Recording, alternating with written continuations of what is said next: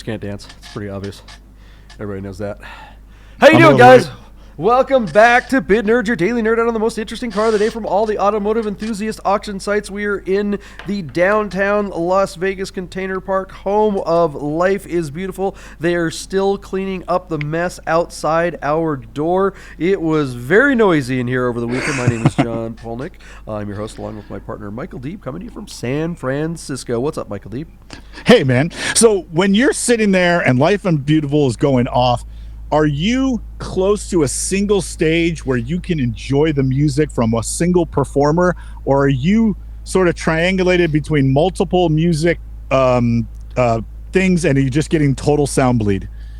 Well, let's see here. What can we see here? So you can't really just see the tent, the top of a tent. Yeah, that's the EDM tent.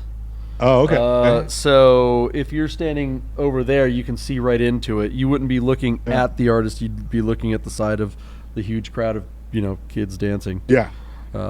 Who knew? Rochelle, my wife, is super into that stuff. Me too. We took her down there. She was just like, man, give her some E or something like that. She was good to go.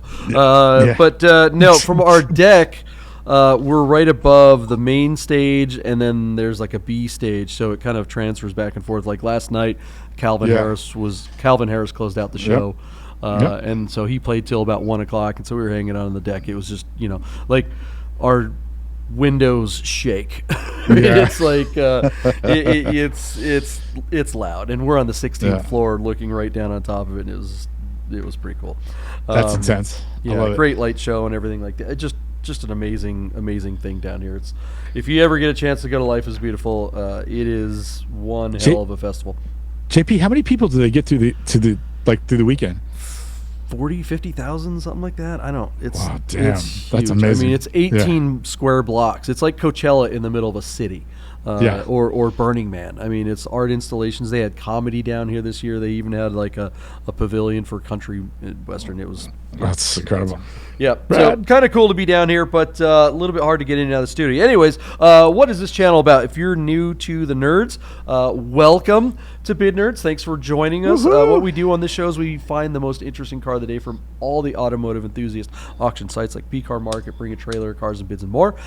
We find that most interesting car. We have a conversation about that car. We discuss it, and then we make a prediction as to what we think that car will sell for at the end of its auction. And boom, like that, we go into the future at the end of the episode, and we show you exactly what the car actually sold for, and we see just how poor at this we are. Play along with us.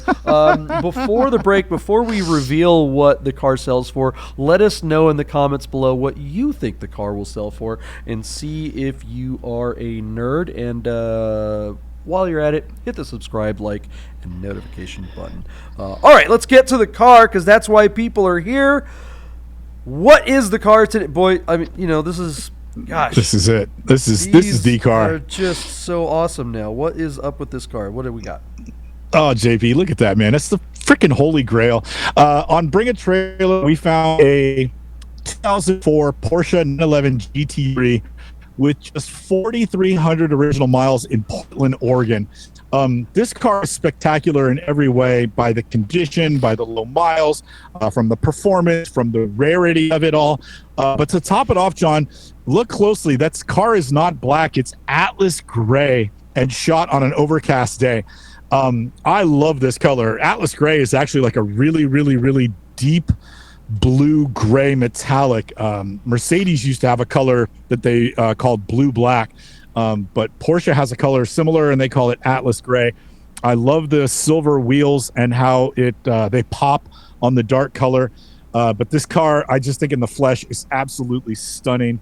The car is in spectacular condition. It's got the sports seats, lowered suspension, and Metzger engine. It's everything you'd want out of a driving 911. No frills. No excess, no weight, no nothing. This is a pure driver's car, and it's very, very analog. There are not a lot of guardian angels like traction control and stability programs to keep you. It's really up to you as to how fast and how well you will drive the car down the road. Our friend Paul Kramer from Auto Kettle has declared this his favorite driving 911 of all time, and he found a really unusual one that I think is white with a brown interior. But this car's got a black interior and just regular stitching. But it's really, I think it's the color, John, that's going to drive the price, and the incredibly low miles. For years, you could pick up a really nice 996 GT3, which they only made for 1 year in 2004 for the United States market. They only made 1,500 996.2 GT3s for the world. So it's a really rare car by the numbers, especially in the States. But for years, you could pick one up for $60,000. And for the nice ones with ceramic brakes, low miles started to creep up over 100. But in the last couple of years, John, all of them are over $100,000 now. And I think this one could come really close to being $200,000 996 GT3 that's not an RS. So what do you think? Do you know the color as much as I do? Or do you not care? I know you're not a big gray guy, but I love this color. And then do you think it has a chance to get or be break $200,000? Well, I actually kind of hate the color personally, but yeah, I don't think that'll hold it back. I think I'm in the minority of what looks good, what I think looks good when it comes to these. I mean, these dumb colors. These used to be sales-proof type colors. You couldn't get rid of that car to sell your. But now it was like, oh, it's one of whatever stupid. Pick a number, and people get all excited about it and want to pay extra. But does that mean I'm not interested in this car? I love this car. This car is magnificent. Yeah. I mean, it is a 996 GT3, which used to just not be that big a deal. I mean, we're talking like there was a time when these were 40 something. These were they were almost as unloved as 964s in a lot as wow. And 964s obviously bloomed. They were the late bloomer. Everybody wants a 964 now. But it used to be, okay, well, it's a narrow body car, and the 996 people don't like 996s. They always, how many times have you heard, the slack jaw, midwits? They're like, oh, the egg white or the fried egg headlights and all that dumb stuff. But at the same time, I can honestly say, I remember a time where I was like, I don't know if I'll ever get one of these. If you're going to pay the extra money, why would you get a narrow body? And I was wrong. I mean, this is the best. This is one of the best 911s of all time. It really is. Yeah. Once you drive one, it was like, oh, that's why. Because there's less car there, but more power and all the other things, which is what you want in a 911. This really is. It's too bad they didn't have any RSs here. It would have been cool to see that in America. But anyways, I mean, like, it's funny you mentioned the overcast day. I think the car looks spectacular in the overcast. But then when you put it in the garage with the white background, you can see how blue it is. It's like snore. Yeah.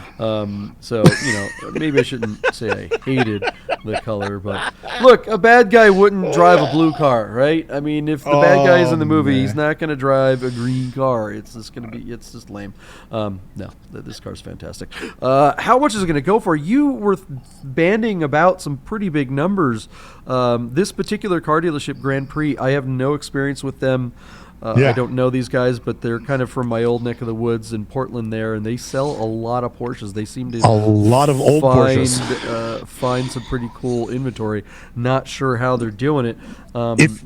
If you bore, you should go on their website. They have at all times like over 30 or 40 911s that are way out of warranty. A lot of really cool cars from air-cooled GT and turbo cars, a lot of manual cars that like some of the younger cars are all coming with PDK. They find turbo cabs with manuals and things like that. They have arguably one of the greatest single inventories at all times of cool old 911s in the country. They are definitely worth perusing. I look at Grand Prix every couple of weeks. I just see what new cars they have. It's really amazing. And so this car they are auctioning because I think they're going to get, I think they know that this car is a unicorn and it's going to bring a really big number. Well, what are the miles again on this car? 4,300 original miles. Yeah, boy, okay. No, but somebody's going to pay. 200, man. I don't know. I think the way the market is right now, I think getting $200,000 for anything is going to be a challenge this week. All right. So what's your number? All right. So, John, without further ado, our car has a couple days before it closes. We're a little early on it. It's already at $146,000 on 10 bids. I believe this is a $200,000 car when the market isn't as, like you said, we're everybody's still feeling the sting from the slap that the market took last week. It's going to come really close but fall short. My number to you, John, is $195,000 and it sells, but I think it's just going to miss $200,000. If they had sold this car 4 months ago, I think they would have got over 200 grand for it.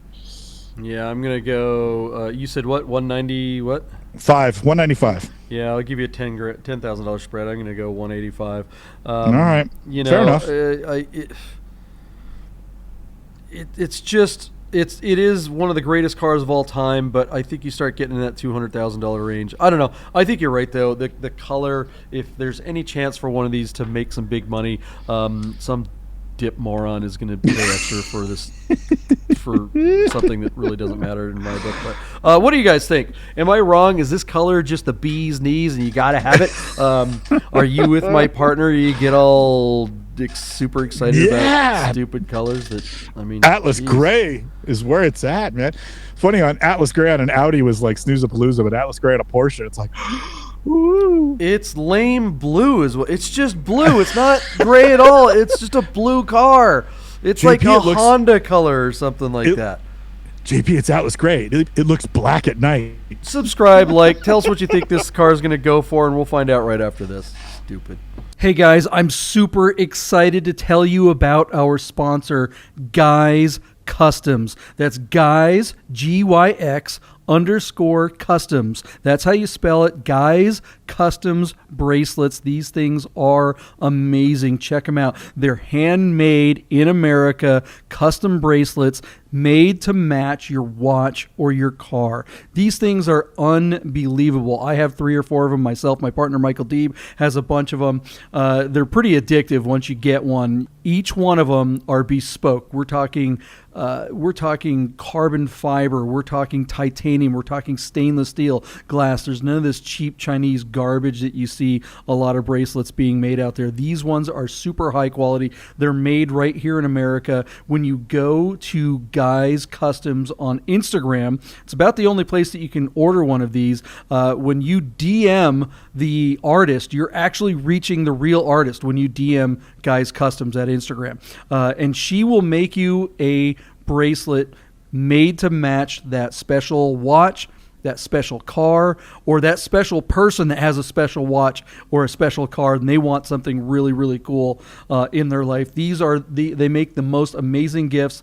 I get compliments on mine all the time. Everywhere I go, people are like, wow, that's really cool. You can see in the pictures, these beads, the colored beads are PTS. They're paint to sample. So if you have a specific color code for your car, she'll have beads made that are specifically painted to match your car or your watch. It's unbelievable. You got to get one of these Guys Customs bracelets. Check them out. They support us, and we really, really, really want to support them. Guys Customs bracelets. All right, let's get back to the bids. Let's find out how much that car sold for today. All right, guys, welcome back. We are at it again. We're in the future. You can tell because, I don't know, we're probably wearing different hats, and Michael Deeb looks younger somehow. Okay, so what are we talking about on this GT3? What happened on this auction? JP, you beat me on this one. I had such high hopes for this Unicorn 996 GT3. I thought for sure I was going to beat you and that I had the over and it might even touch 200. I said 195. You took 185 underneath me. Our car sold on Bring a Trailer for $175,000 on a kind of underwhelming 25 bids. I really thought this car was going to get a lot of action. I think this example is a true keeper, a collector car that you could speculate on. But anyway, here we go. 175, and it's sold at that price. This is the nicest 996 GT3 I think you and I have ever seen since we've been doing the show for 2 years. What do you think, John? Are you surprised by that? Is this a reflection of the market or the model or what? What's your take? Yeah, I don't know. I mean, this one really did. What was the miles on this car again? $4,300, and again, maybe not your favorite color, but certainly an unusual shade in Atlas gray, or as you would call it, puke blue, right? Well, it's not a puke. It's just a boring blue, I guess. Or so sexy. it's a blue that's not even really a blue. It's like a right. I don't know. It's just like it's a snore blue. It's a Honda blue. It's a Kia blue. It's just not anything interesting. I mean, in these pictures, I think it looks really good because, frankly, it looks black. And as a black car, I think it's fantastic. Right. Of course, our internet connection is giving us love this morning. But when you get to these photos of it on the white background, it just looks like a regular boring-ass blue color that you find on pretty much any normie car. And this is not a normie car.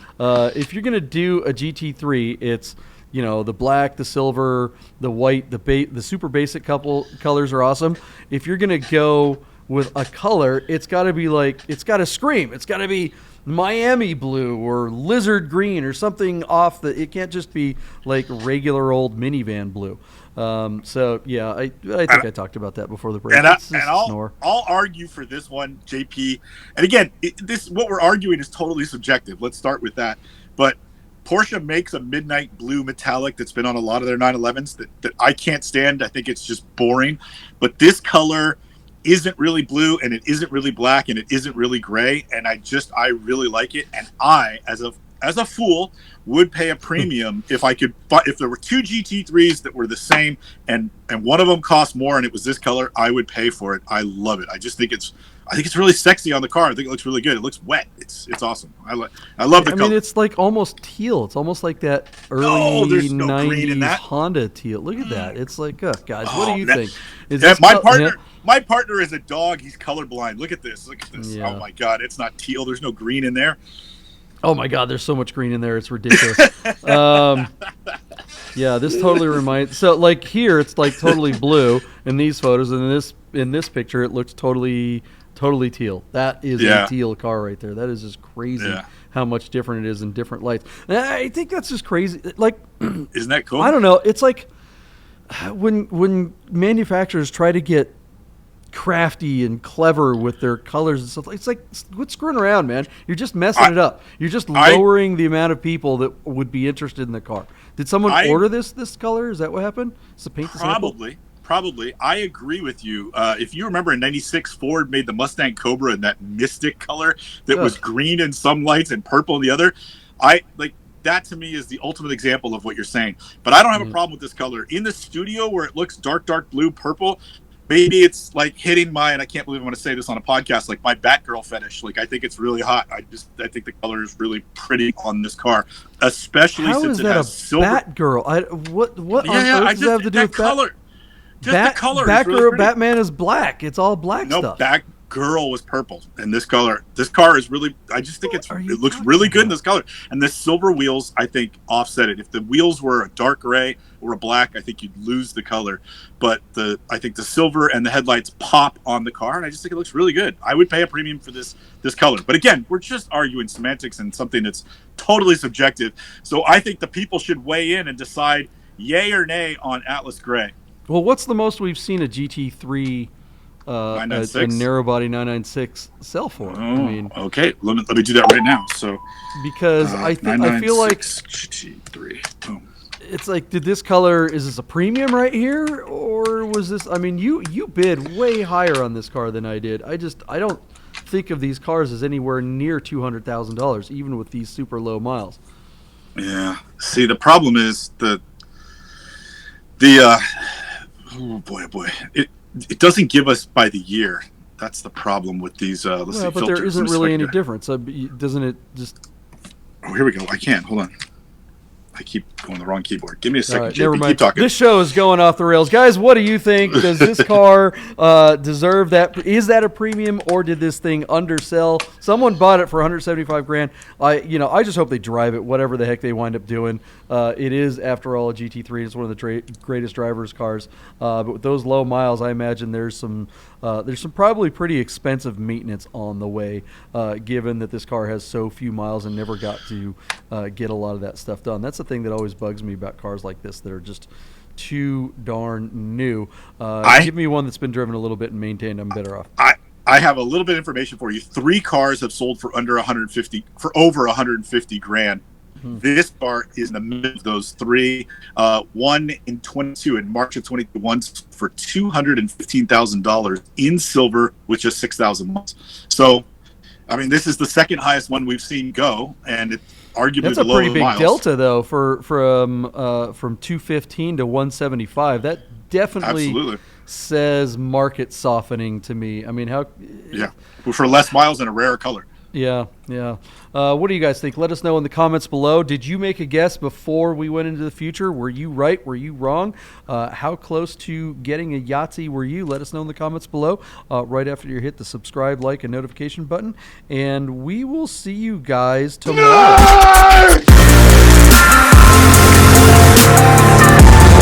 Get the word!